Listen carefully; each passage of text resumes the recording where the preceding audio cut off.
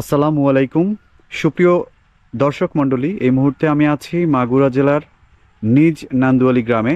এই গ্রামেরই এখানে আমার সাথে আছে হিটু শেখের প্রতিবেশী আলভি এবং আছে রোহান। আমরা তাদের সাথে এই হিটু শেখ এই জায়গার এই যে গ্রামের এখানে পালিয়েছিল সেই ব্যাপারটা একটু জানবো এবং সেই জায়গাটা একটু দেখার চেষ্টা করব। আসলে একটু বলো তো, আসলে কি হয়েছিল ঘটনাটা? প্রথম দিনে তার বাবাকে ধর্ষণের যে কেসটা সেটা নিয়ে ধরে নিয়ে যায় হিটু শেখকে। তারপরে তার ছেলেরা আর বাসায় যায় না, দুজনে এই সাইডে একটা কলা বাগানে তারা রাতের আশ্রয়টা নেয়। তারা রাত্রে সকালবেলা আবার আমাদের এলাকার বড় ভাই ব্রাদার যে খোঁজ নিয়ে তাদেরকে ধরিয়ে দেয় পুলিশের হাতে। আচ্ছা, সেই গন্তব্যটা এই সাইডে আমাদের, মানে আচ্ছা যে চলো রাতুল শেখ ছিল। আমরা দেখি। বন্ধুরা, কি লোমহর্ষক ঘটনা!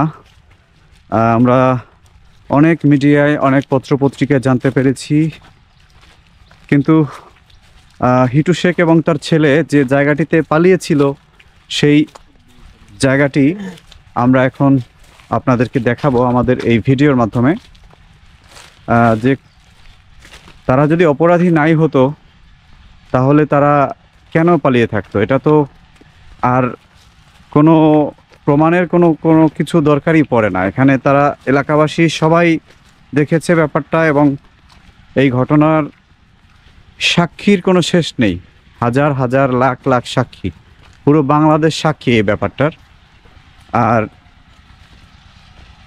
এখানে এই আলভি, এই যে ছেলেটা আছে, ও এখানে কিন্তু শুরু থেকেই এই অ্যাক্টিভিজমের সাথে যুক্ত।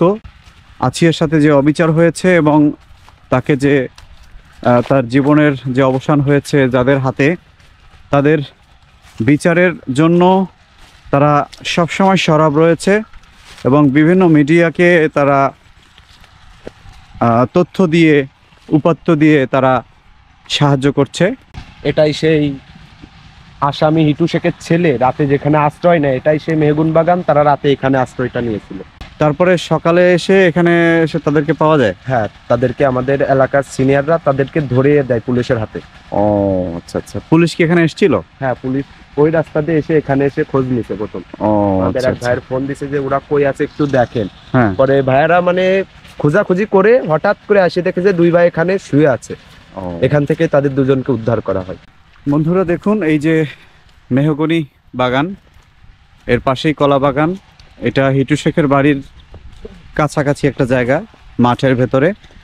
আর এখানে তারা কোনো একটা জায়গায় হয়তো শুয়েছিল, লুকিয়েছিল সেই সময়টাতে। আমরা এখন যাচ্ছি হিটু শেখের বাড়ির সেই কলঙ্কিত সেই জায়গাটিতে, যে জায়গাটা হিটু শেখ এবং তার পরিবারের কর্মকাণ্ডে খুবই নিকৃষ্টতম একটি জায়গায় পরিণত হয়েছে এবং একটি ধ্বংসস্তূপ এখানে রয়েছে। এখানকার এলাকাবাসী কিন্তু এখানকার ইট খুলে খুলে নিয়ে গেছে এবং তাদের যে ক্ষোভ, হিটু শেখ এবং তার পরিবারের প্রতি যে তাদের ক্ষোভ, সেটা তারা মানে সেভাবে করেই চেষ্টা করেছে যে হিটু শেখকে এখানে কখনো আসতেই পারবে না, কিন্তু তাদের অস্তিত্ব এখানে এখন নাই বললেই চলে। তো আমরা সেই বাড়িটি এখন দেখব। বিগত 4 মার্চ না 3 মার্চ আসিয়ার সাথে যে ঘটনাটা ঘটে, জি, এটা রাত আমরা জানতে পারি যে এটা রাত নাকি 2টার দিকে ঘটে ঘটনাটি। আর তাকে তার বোন পায় ফজরের দিকে এই অবস্থায় পেয়ে সে চিৎকার করে। পরে বলে যে তুমি ঘুমিয়ে যাও, সকালে দেখ। সে ব্যাপারটা এতটাও বুঝতে পারে, ইগনোর করে চলে যায়। পরে সকাল 10টার দিকে সে ঘুম থেকে উঠে দেখে আমার বোন কাতরাচ্ছে, মানে ব্যথায় আত্মনাতে সে অনেক কাতরাচ্ছে। সে বলে যে কি হয়েছে, বলে যে আমার তাওই আমার সাথে এরকমটা করছে। সে শুনে চিৎকার করে কান্না করে। পরে এলাকার যে প্রতিবেশীগুলা তারা যায় বাসার পাশে একটা ঘর আছে, তারা বাসার পারে যায় তারে ওই অবস্থায় দেখে তার গলায় মানে রক্ত জমাট হয়ে গেছিল, তার এমিন দিয়ে রক্ত জমাট হয়ে গেছিল। তাকে এই অবস্থায় পেয়ে তারা তাড়াতাড়ি করে হুজুরের কাছে প্রথম নিয়ে যায়। বলে যে হুজুর একটু তেল পানি দিয়ে ঝেড়ে দিন। বলে তেল পানির কোনো কাজ না, আপনারা হসপিটালে নিয়ে যান তাড়াতাড়ি। পরে হসপিটালে নেওয়ার পরে জানতে পারে যে মেয়েটার সাথে এই অনৈতিক নির্যাতন মানে অবৈধ কাজ করা অবৈধ হয়েছে। কাজ করা হয়েছে তার সাথে, জি জি জি। যেটা মেনে নেওয়া মতো না। আচ্ছা। তারা ওখান থেকে তারে ফরিদপুর মেডিকেলে পাঠিয়ে দেয়। হুম হুম। ফরিদপুরে কাজ না হলে ফরিদপুর থেকে আবার ঢাকা মেডিকেল থেকে, মানে জার্নির পারে আছে, তারপর সিএমএস, হুম হুম। মানে তার লাইফটা জার্নির পর দিয়ে গেছে। পরে তারা হিটু শেখ যে কাজটা করে তাকে এলাকা থেকে উদ্ধার করা হয়। জি। পরে ওসি সাহেব এসে তাকে উদ্ধার করে নিয়ে যায়। এলাকাবাসী তো প্রথম ব্যাপারটা এতটাও বুঝতে পারেনি, যে কেউ জানায়নি, শুধু পুলিশই জানতে পারে যে তার সাথে অনৈতিক কাজটা করা হয়। জি। পরে ওসি সাহেব তাদেরকে নিয়ে যায়, তার 2 ছেলে ছিল, তারাও একটু পলায়, মানে যে বাগানটা আপনারা প্রথমে দেখলেন ওই বাগানে আশ্রয় নেয় রাতের বেলা। আচ্ছা। পরে এলাকার লোকজন সব আসে, ব্যাপারটা দেখে, কাউরে কিছু বলে না। মুরব্বী বৃদ্ধ তার মা ছিল, তার কাছেও অনেক ইন্টারভিউ তারও নেওয়া হয়েছে। হুম হুম। পরে আসিয়ার সাথে যে রুম, আসিয়ার হিটু শেখ এই রুমে থাকতো, এমনকি আসিয়ার সাথে যে অনৈতিক কাজটা করা হয় এই মাঝখানের রুমটাই, ওখানে তার সাথে অনৈতিক কাজটা করা হয়।